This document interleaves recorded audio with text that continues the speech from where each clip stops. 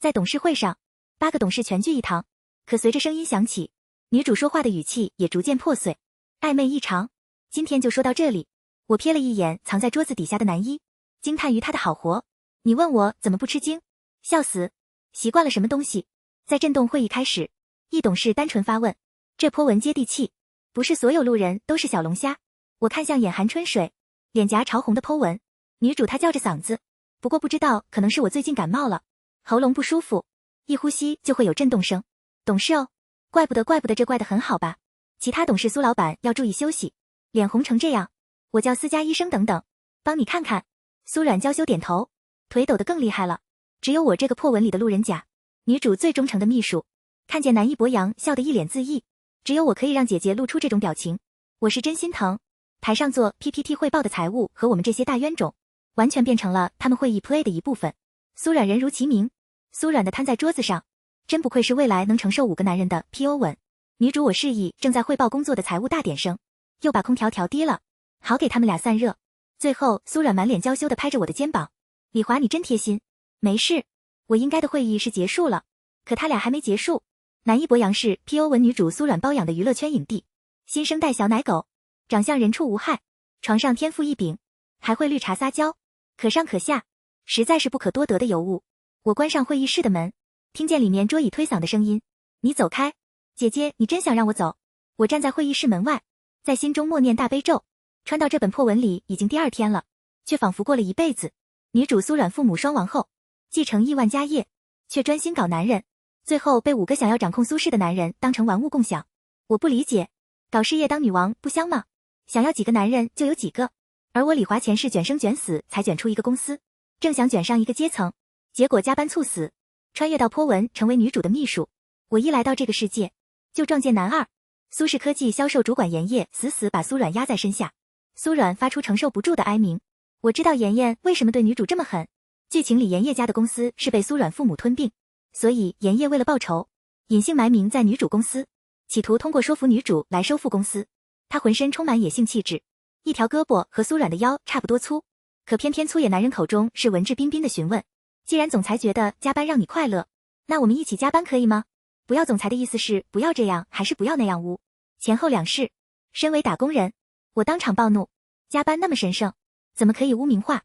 结束后，严烨逼着苏冉把我赶出秘书部，原因是我知道了他们不可描述的小秘密。我知道实际上他是想把苏冉的秘书换成自己人，但好在苏冉知道我对他一向有用，不仅没听严烨的，还羞红着脸给我涨工资到3万，让我保守秘密。打断我的回忆，他手上提着一个医药箱，桃花眼眯起，打量了我一眼。软软呢？这是南3江淮金苏总对家董事的私人医生，同时也是苏总的前男友。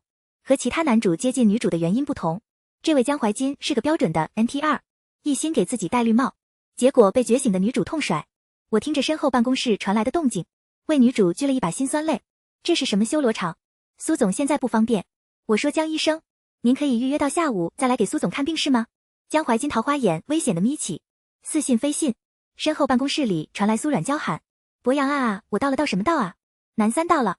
我咬牙，女主啊，女主，这不是我不救你，是你自己把自己暴露了。江淮金斜我一眼，再谎报军情，就让你试试我的厉害。然后转头一脚踹开了会议室的大门。我笑容裂开在脸上，死变态医生，难道女主一个人还满足不了你吗？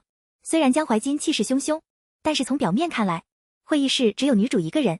江淮金一把拽住苏冉，另一只手拽住一脸懵的我呀，拽我干什么？开车送我们去医院。苏冉呼吸急促，身娇体软的，看着我都心动，明眼人一眼就知道刚刚发生了什么。他朝我点点头，我硬着头皮开车，后座传来危险的动静。江淮金啪的一声打在苏冉的屁股上，不听话，你居然敢带着别的男人的东西来见我。苏冉无助且嘴硬的反驳，你管我禽兽？江淮金危险的声音再次响起，还有力气对嘴，我让你知道什么才是真正的禽兽。妈了，真的家人们，我妈了。我知道这是我不能听的东西，我熟练的取出耳塞。人类的悲欢并不相同，我只知道红绿灯到达医院。我对女主佩服的五体投地。PO 文，女主果然不是寻常人，可以当的补水吧，这位家人。但我万万没想到，一上午3场，现在还要来第4场。单人病房里，我转身去帮女主买水、买饭。余光瞥见江淮金从医疗箱里掏出了一些小玩具，谁家好？医生在医疗箱里装这种东西呀？买饭回来。果不其然，听到里面传来的动静，我熟练地把饭菜放在门口，为了防止踹门的事再次发生，一边耳听八方，一边办公。这个公司没，我迟早得散后稳女主。你看他们只知道折腾你，我就不一样了，我是真的心疼你。女主身边的手机忽然响了，是小奶狗博洋打来的。女主想挂，可将怀金变态的接起来。苏苏，我喜欢你叫给我听。我的耳塞呢？我的大悲咒呢？电话挂得很快，小奶狗博洋气冲冲地到达现场。我遗憾表示你来的不是时候。苏软隔着门回答不，他来的正是时候啊。我脆弱的心理防线又崩塌了。博洋神气洋洋地提着我买的饭和水进去了，没一会儿里面就变成了3重奏。接下来的剧情绝对不是我不花钱就能看的。我只能说苏总你是懂怎么当女主的。博洋和江怀金不相上下，当然这 PO 文里没有不行的男角色，各位选手各尽其力，各有所长，也各有变态。还好我穿的这个李华角色是个专心的事业批，除了钱以外什么都不搞，逃过一劫。这次企业峰会，我努力的帮公司拉单子谈合作，一只眼睛没看到女主就在阳台和男四搞起来了。男四或称是个霸总，生意场上跟女主强针对。就比如上次因为女主的恋爱脑，一见到霍琛就臣服在他的西装裤下，导致公司险些被霍琛抢走业务。虽然这个业务也就占公司的 0.1%， 但这个 0.1 就是好几个小目标。打工狂魔的我怎么能允许公司出现损失？力挽狂澜的拯救公司，还给了霍琛小小的教训，从此让霍琛记恨上了我。但我万万没想到，霍琛搞不定，我就去把女主搞定了。身为 Polo 文女主的贴心小棉袄，我帮他们拉上了阳台的窗帘，谁知道又被霍琛一把拉开了。大哥，你没事吧？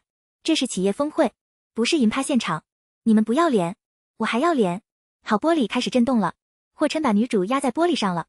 苏软看向我的表情，似乎在求救，可他扬起的嘴角又让我算了，是我不懂有钱人的乐趣。这时我手机叮了一下，低头是霍琛的短信，看到了吧？你们苏总也只能辞服在我身下，那个项目你还敢跟我争吗？我捏紧手机，怒气抬头，霍琛正压住苏软，朝我邪魅一笑，尽显霸总气势。他以为这样就可以挑衅我。身为 PO 文女主秘书兼公司董事的权威，我从包包里拿出一张纸，写了4个大字，隔着玻璃贴在苏软面前，起来绝他。